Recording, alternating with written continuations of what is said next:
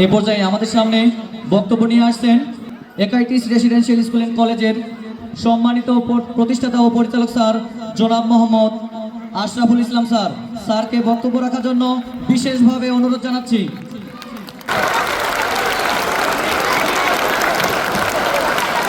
বিসমিল্লাহির রহমানির রহিম। উপস্থিত আজকের সম্মানিত মেহমানগণ এবং সম্মানিত শিক্ষক শিক্ষিকাবৃন্দ, সম্মানিত অভিভাবকবৃন্দ এবং আমার প্রাণপ্রিয় ছাত্রছাত্রী ভাই বোন এবং আমার প্রাণপ্রিয় শিক্ষক শিক্ষিকাবৃন্দ, আসসালামু আলাইকুম ওয়া রাহমাতুল্লাহি ওয়া বারাকাতুহু। আজকে অকপট স্বীকার করতে আমার কোনো দ্বিধা নেই যে সত্য যে বড় কঠিন, সেই কঠিনের ভালোবাসলাম সে কখনো করে না বঞ্চনা।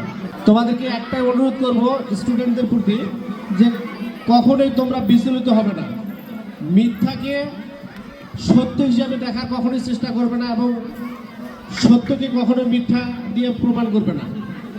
তোমাদের জন্য একটাই মেসেজ থাকবে, সত্য যেটা সত্য, মিথ্যা সেটা মিথ্যায়। একটা মিথ্যাকে ঢাকতে গিয়ে অনেক মিথ্যার কিন্তু অবলম্বন করতে হয়। দিনটা ছিল অনেকদিন আগের কথা, সেটা হচ্ছে 2001 সাল।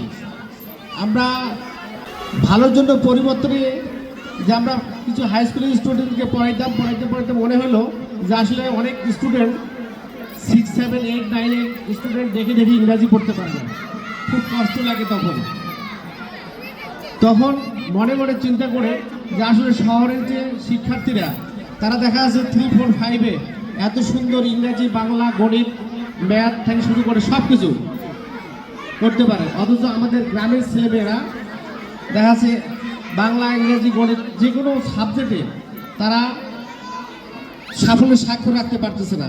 বিধায় এই চিন্তা চেতনা নিয়ে গ্রামে যে একটা ভালো শিক্ষা প্রতিষ্ঠান করা যায় কিনা, যাতে গ্রামের দরিদ্র থেকে হতদরিদ্র থেকে যে কোনো পেশাজীবীর মানুষ যাতে আমাদের এই স্কুলে ভালো শিক্ষা অর্জন করতে পারে, এই চিন্তা চেতনা থেকে শুরু হয় আমাদের 2001 সালের 27শে নভেম্বর এই স্কুলের পথযাত্রা।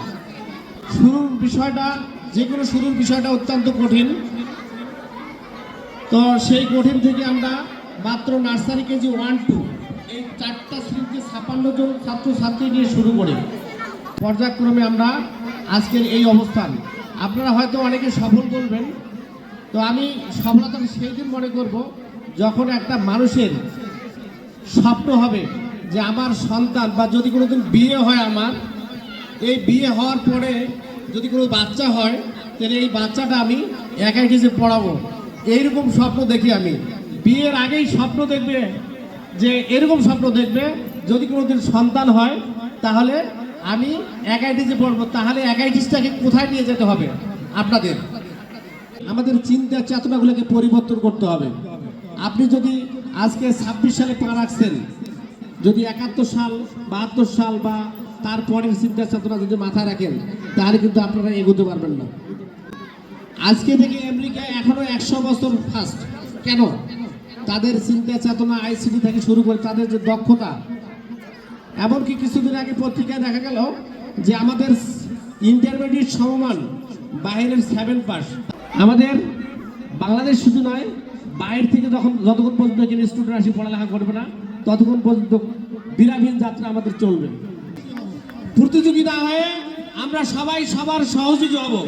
টিচারদের প্রতি, যেহেতু সব টিচারকে এরকম এক জায়গায় পাওয়া যায় না, আরটা বিনীতভাবে অনুরোধ করব, এই যখন 10-এর ঘরে তো নামনা লিখতে দিচ্ছেন, 9টা ঠিক হয়েছে, একটা ভুল হয়েছে, একটার জন্য 5টা মাইল, কিন্তু 9টা যে ঠিক হইলো এটার জন্য কি দিলেন? রুগীর যেহেতু সেবা করি আমরা, যেটা অপারক কম পারে সেই স্টুডেন্টটাকে যদি আমি বোঝাতে পারি, তাহলে আমার ভালো স্টুডেন্টটা এমনিতে বুঝে যাবে। আপনারা নিজের মতো করে ভালোবেসে সবকিছু কাজ করবেন। আপনি যে কাজটাই করেন না কেন, যে আন্তরিকতার সহিত যদি কাজ করেন, ওই কাজটা অবশ্যই ভালো হবে। আর টিচারেরা আপনারা এই সন্তানগুলোকে নিজের সন্তানের থেকে কোনো অংশে কম ভাবে দেখবেন না, এটা আমার অনুরোধ।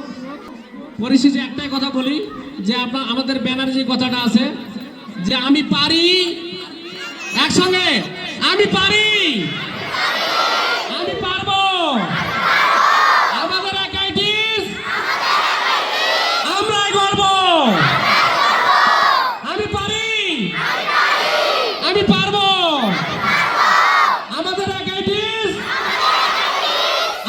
পারবো? সবাইকে ধন্যবাদ।